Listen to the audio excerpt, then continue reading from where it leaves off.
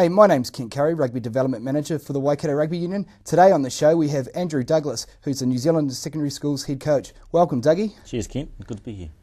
Hey, I was flicking through the Waikato Times the other day and I noticed you've got a male donkey for sale. Is this true?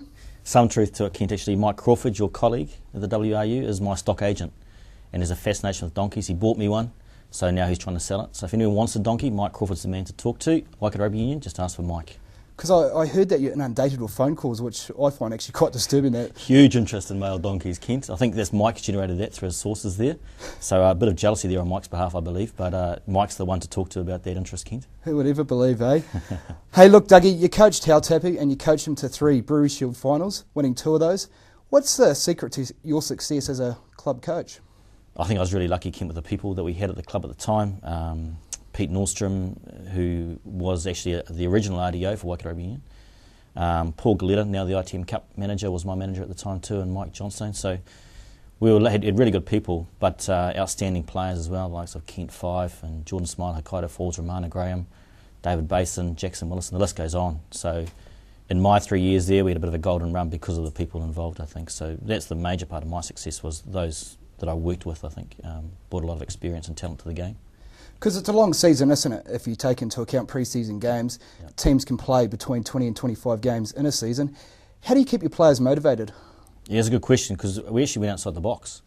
We didn't have a pre-season. I think we played 1 game pre-season, and we never really wanted to set things alight to the second round. Back in those days, it didn't matter what you did in the first round, as long as you were top 8, you made the second round and your points started all over again. So we didn't really care about winning the first round, we only cared about that second round. So players weren't really hitting their straps till later in the season.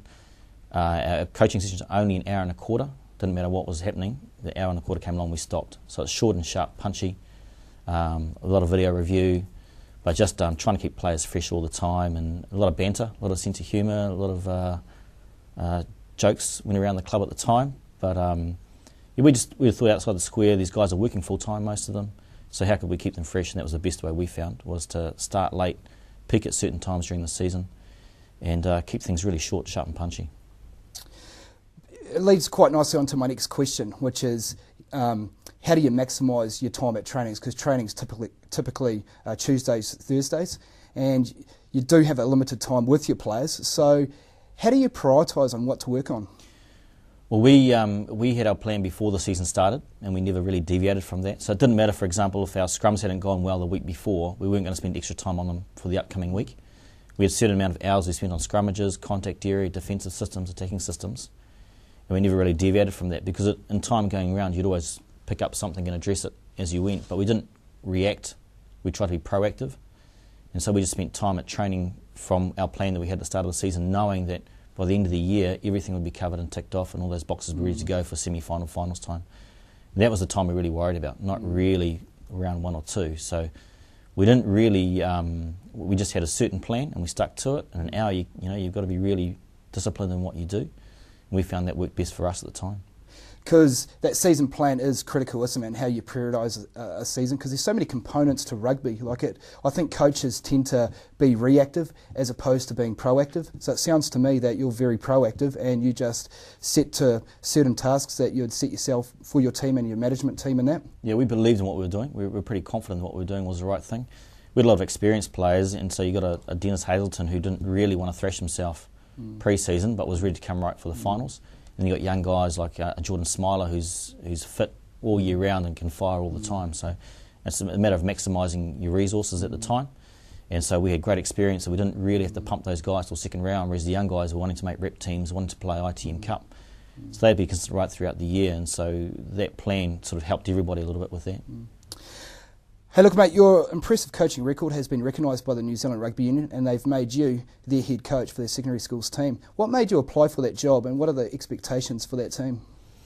I've always been involved in education. I've been a teacher for too long now, Kent, really, and involved around those scenes. So once I decided that Hautap and I was going to take a break from that, I was looking for another challenge, and Tony Philp, who works for the NZRU, and I'd known from his Waikato days, had a little conversation with me, so I applied and got the assistant role initially, which was great. And so that's how I initially fell into the role, and doing a bit of resource work for them at under-17 level as well. So that team, I think now, is you've got 24 guys that you pick, and they're all professional players by that stage. They've already signed contracts.